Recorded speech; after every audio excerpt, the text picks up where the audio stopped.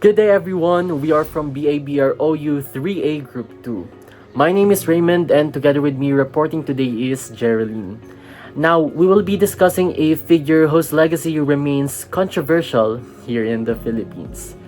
And she is none other than Imelda Romualdez Marcos, also known as the Steel Butterfly. So her story intertwines beauty, power, corruption, and the consequences of unchecked authority. Let's delve into her life, her cases, and the broader implications for public governance and accountability. So Imelda Marcos was born on July 2, 1929 in Manila, but spent much of her early life in Tacloban. Despite personal hardships, including the death of her mother when she's only 8 years old, she gained recognition for her beauty and charm, eventually earning many titles such as the Rose of Tacloban, the Muse of Manila, and the, as previously mentioned, the Steel Butterfly. Now, her ascent to political prominence began with her marriage to Ferdinand Marcos in 1954. After a whirlwind 2-week courtship, imagine. So, as the wife of a future president, she helped cement the Marcos family's image in politics. By the 1960s, she was deeply involved in beautification projects in Manila and wielded considerable influence domestically and internationally. Now, Imelda Marcos's influence expanded during Ferdinand Marcos's presidency, particularly during the martial law, which began in 1972. As First Lady, she held various official roles such as the Governor of Metropolitan Manila and Minister of Human Settlements and Ecology. However, her tenure is marked by allegations of extravagance and corruption. So her so-called edifice complex saw billions funneled into extravagant architectural projects. By the time the Marcos regime was overthrown in 1986, it was estimated that they had plundered between $5 billion to $10 billion from the national coffers, a claim supported by multiple sequestration cases. Imelda's infamous shoe collection also became a symbol of the regime's excesses. With that, Imelda Marcos has faced multiple legal cases over the years, some of which we will summarize today. So, one, a graft conviction, or the criminal case numbers 17287 to 17293. So, Imelda was convicted of funneling $200 million into Swiss foundations during her government tenure. She was sentenced to 6 to 11 years for each count of graft. So, she has 7 counts of graft, remember, so you just do the math. With permanent disqualification from public office. Currently, her conviction is under appeal. She also filed for medical requests. This is referenced as GR numbers 115132 to 115134. So Imelda twice petitioned to leave the Philippines for medical treatment, citing coronary artery disease and glaucoma. Both motions were denied due to normal medical findings and fears of her escaping prosecution. So the Sandigan Bayan played a key role here in prosecuting her, convicting her of multiple counts of graft. While she appealed to the Supreme Court, delays and confidentiality have kept the public in the dark about the case's final resolution. Now, with that being said, let's now move on to the overview of the roles played by the lower courts, Court of Appeals, and the Supreme Court. Now, the Philippines judiciary operates as a 3-tiered system, each with specific roles in cases like those of Imelda Marcos. So number 1 is lower courts, or the Sandigan Bayan. Now, the Sandigan Bayan is a special court tasked with handling cases of graft and corruption, particularly those involving high-ranking officials. Now, it found Imelda guilty of 7 counts of graft in 2018. Each conviction carried a penalty of 6 to 11 years and a lifetime ban from holding public office. The Sandigan Bayan ensure that evidence is thoroughly examined, but its rulings can be appealed to higher courts if legal errors are claimed. Now, moving on to the Court of Appeals. The Court of Appeals acts as an intermediary between lower court and the Supreme Court. It reviews cases where appellants claimed procedural errors or claimed misinterpretations. Now, Imelda Marcos filed appeals here to contest her convictions, citing health issues and also insufficient evidence. While the Court of Appeals can overturn lower court rulings, it upheld her conviction, allowing her case to be elevated in the Supreme Court.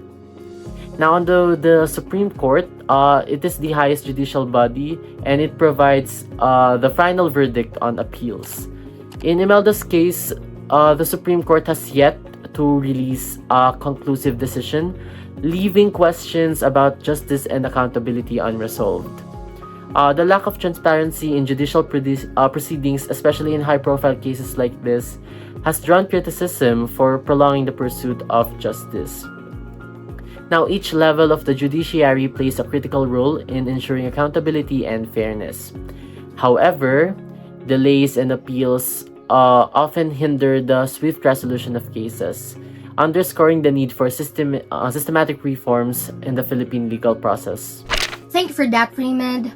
Now moving forward to the examination of the appeals made and the final decision, when Imelda Marcos was convicted in November 2020 with 7 counts of graft for establishing private foundation in Switzerland while serving as a government official. She was convicted of 6 years and 1 month to 11 years per count, totaling a minimum of 42 years in prison. However, she has not served her sentence and remains free while filing her conviction.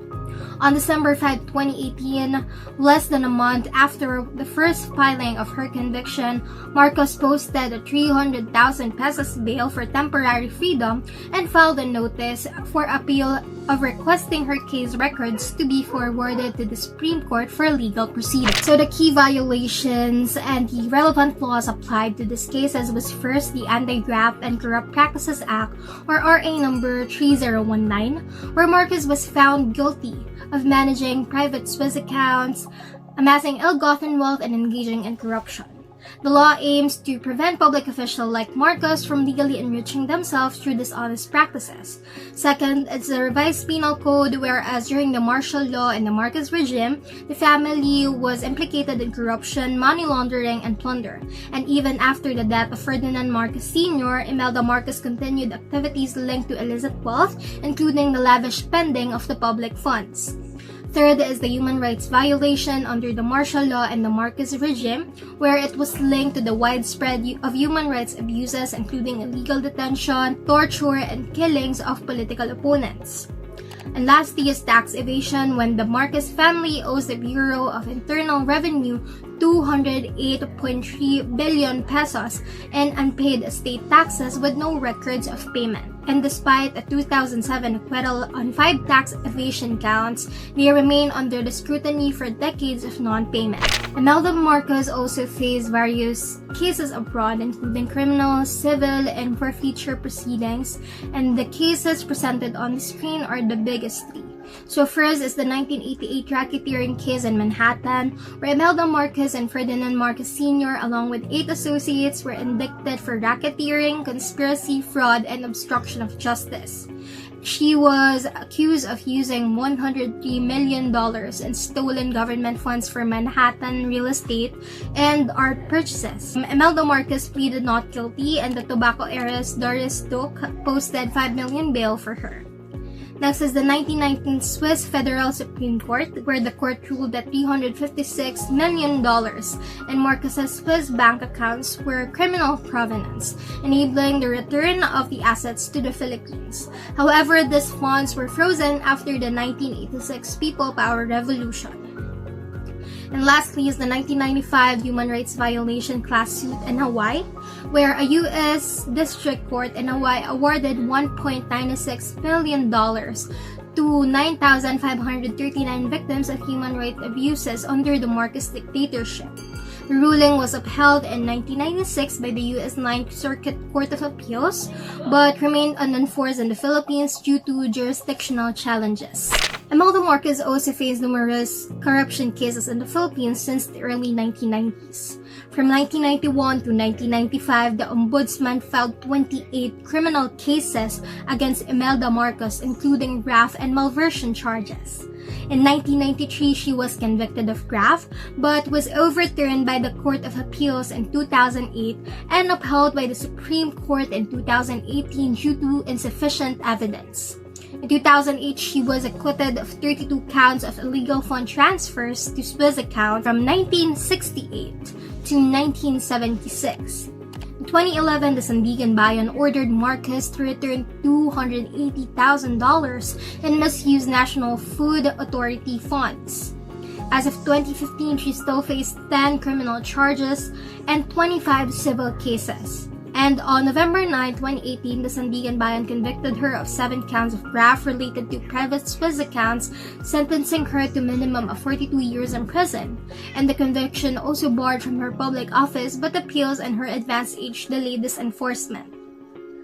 Of 43 civil and forfeiture cases filed against Imelda Marcos, 24 had been dismissed, 18 remain pending, and 1 has been archived.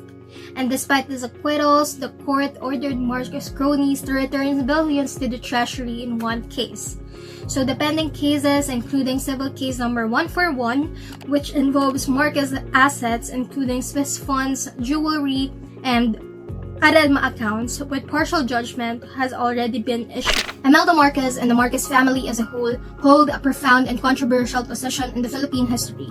Because during the regime of Ferdinand Marcos Sr., Imelda Marcos symbolizes extravagance and power. So the public opinion about the Marcos family remains polarized until today, because the loyalists view their era as the era of progress and strong leadership, while the opposition decried the historical revisionism and propaganda that obscured the abuses of the Marcos family. The family's political resurgence in Bongbong Marcos' presidency reflects the persistence of dynastical politics and manipulated public perception in the Philippines. For families of martial law victims, the lack of progress on cases and delays in court proceedings highlights inefficiency in the judicial system, undermining achieving the trust and accountability along with justice. So the story of Imelda Marcos proves the systemic corruption, institutional weakness, and the fragility of democratic processes that allowed her family to return in power despite their controversial past. So the story serves as a cautionary tale about unrestrained authority and the importance of vigilance, transparency, and education to prevent the recurrence of the past injustices. So as the nation faces new challenges, Imelda Marcos' story reminds the citizens of the need for strong, democratic institutions and informed voters to uphold accountability and justice, especially for the upcoming elections 2025. Because her story is not just about herself or her family, this is a reflection for the ongoing struggle for truth and justice and governance in the Philippines. This is Geraldine Bernil reporting for Group 2. Thank you so much.